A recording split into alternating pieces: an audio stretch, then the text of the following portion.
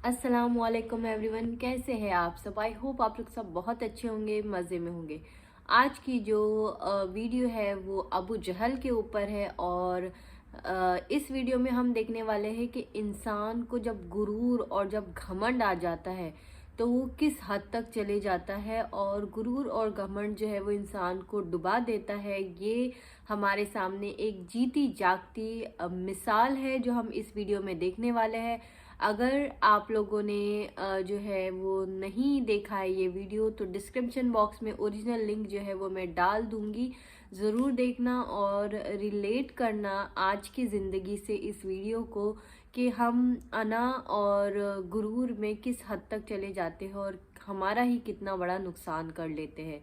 खैर, आज के वीडियो को स्टार्ट करते हैं। इससे पहले अगर आप लोगों ने चैनल को सब्सक्राइब नहीं किया तो जल्दी से सब्सक्राइब कर लीजिए, बेल आइकन को प्रेस करें ताकि आपको नोटिफिकेशन जो है वो मिलते रहे। रियल वर्ल्ड के मुअज़्ज़िज़ दोस्तों, मैं हूं माजिद मलिक और आप तमाम देखने और सुनने वालों को अस्सलाम वालेकुम। प्यारे दोस्तों, अल्लाह रब्बुल इज़्ज़त सबसे अजीम और सबसे बड़ा है। इस दुनिया में कोई अल्लाह की हमसिरी का और बराबरी का दावा कर ही नहीं सकता। अब आप खुद अंदाजा लगाइए कि अल्लाह ताला के साथ दुश्मनी कौन कर सकता है। और अल्लाह जो हर चीज पर कादिर है, इसका कोई दुश्मन तो तब हो जब कोई अपने आप को इसका मुकाबिल समझे। आपको ये जानकर हैरत होगी कि अल्लाह रब्बुल इज़्ज़त ने अपने नबी करीम सल्लल्लाहु अलैहि वसल्लम की मोहब्बत में दो लोगों यानी अबू जहल और अबू लहब को अपना दुश्मन कहा। इन दो लोगों को जिन्हें अल्लाह ने खुद पैदा किया, इनसे अल्लाह रब्बुल इज़्ज़त ने खुद दुश्मनी की क्योंकि वो नबी करीम सल्लल्लाहु अलैहि वसल्लम को झुठलाते थे। इससे हम अंदाजा कर सकते हैं कि इन दो लोगों पर किस तरह का अजाब नाजिल होगा और इन दो लोगों के साथ अल्लाह रब्बुल इज़्ज़त की दुश्मनी का आलम क्या होगा।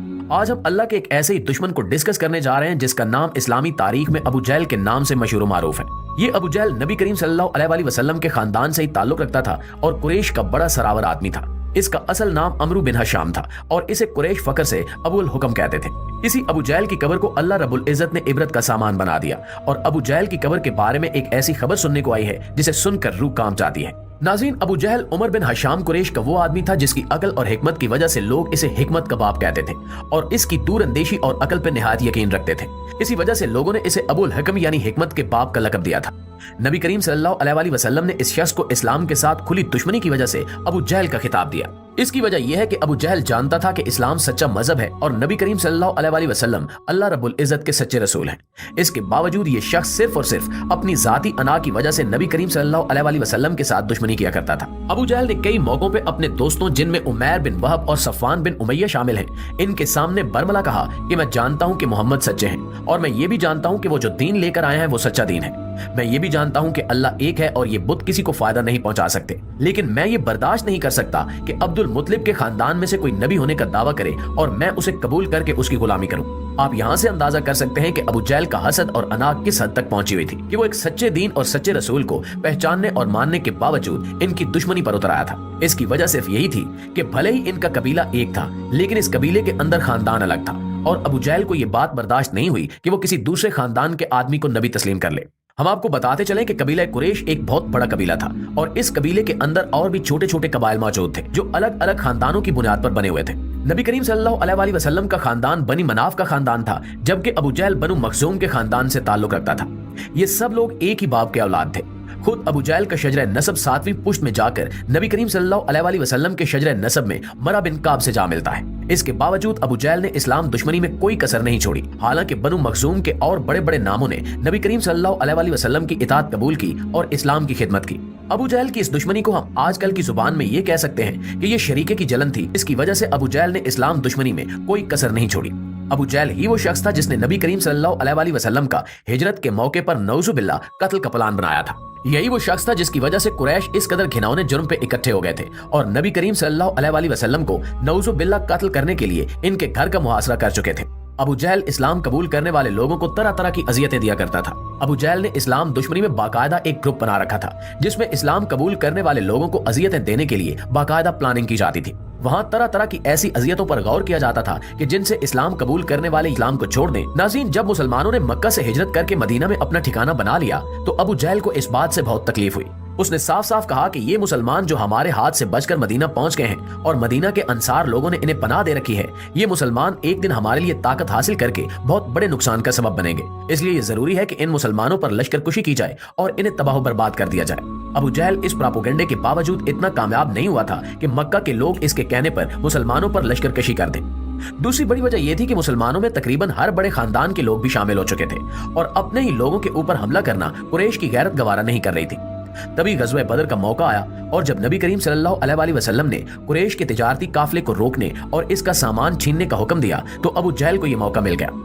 उस तिजारती काफिले का सरबराह खुद अबू जहल ही था और जब इसे इत्तला मिली कि मुसलमान इसकी राह में इसे रोकने और कैदी बनाने का प्रोग्राम रखते हैं तो उसने अपने उस काफिले को एक निहायत ही शॉर्टकट लेकिन बहुत खतरनाक रास्ते से तेजी से चलाते हुए मक्का पहुंचा दिया। इसके साथ ही अपने आगे आगे एक शख्स को भी दौड़ा दिया जो मक्का वालों को जाकर बस इतनी इत्तला दे दे कि मुसलमान तुम्हारा माल लूटने वाले हैं। उस तिजारती काफिले में मक्का के तकरीबन हर घर की इन्वेस्टमेंट मौजूद थी, इसलिए जो काम अबू जहल 1-1.5 साल के प्रोपेगेंडे की वजह से नहीं कर सका था वो अपने माल की हवस में कर दिया और यूं गज़वे बदर पेश आया। अबू जहल को गज़वे बदर में 2 कमसिन सहाबियों जिनकी उम्र 15 या 16 साल थी और वो दोनों आपस में सगे भाई थे, उन्होंने कत्ल किया। इन दोनों सहाबियों का नाम मऊज बिन अफरा रज़ियल्लाहु ताला अन्हु और माज बिन अफरा रज़ियल्लाहु ताला अन्हु है। अबू जहल को मैदान जंग में जंग खत्म होने के बाद ढूंढना मुश्किल हो गया था, अलबत्ता ये कन्फर्म था कि वो मारा जा चुका है। फिर नबी करीम सल्लल्लाहु अलैहि वसल्लम ने वही की मदद से उस जगह की निशानदेही फरमाई कि जहां पे अबू जहल का जिस्म मौजूद था।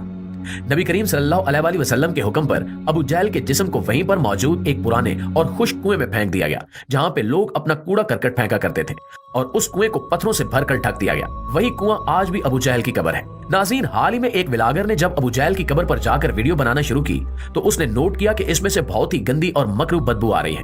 हालांकि अब तो वहां लोग कूड़ा करकट भी नहीं फेंकते।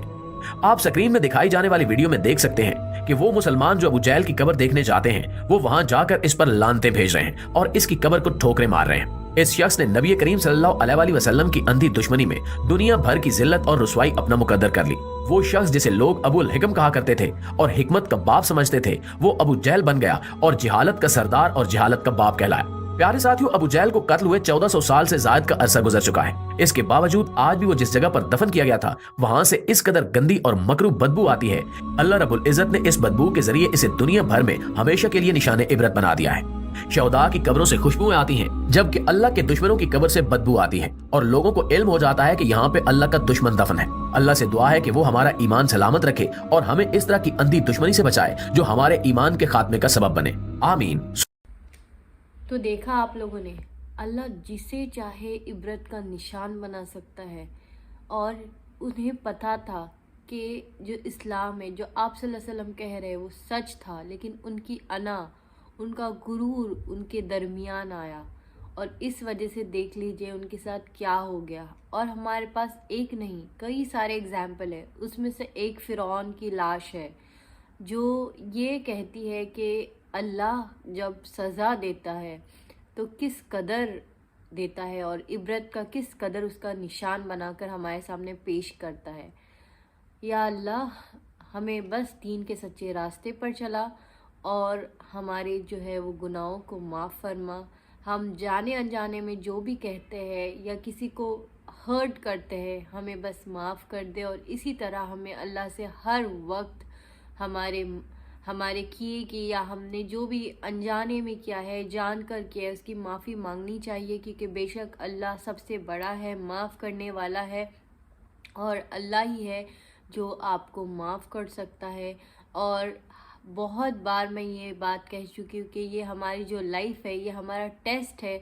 अगर हम इसमें पास नहीं होंगे तो हमारा आखिरत में क्या होगा, क्या हशर होगा, हम नहीं कह सकते। अल्लाह बस हम सबको अपने हिफ्ज़-ए-मान में रखे, सही राह दिखाए और तो और हमारे गुनाहों को माफ़ फरमाए। हर कोई बार बार अल्लाह से माफ़ी मांगे, तौबा करे ताकि अल्लाह आपसे राज़ी हो। बस आज के लिए इतना ही। आई होप आपको आज की वीडियो जो है वो अच्छी लगी होंगी। अगर अच्छी लगी है तो आपको पता है क्या करना है, मेरे चैनल को सब्सक्राइब करना है, बेल आइकन को प्रेस करना है ताकि आपको नोटिफिकेशन मिलते रहे। अल्लाह हाफिज़। दुआ में याद रखिए मुझे भी, बाकी सबको भी।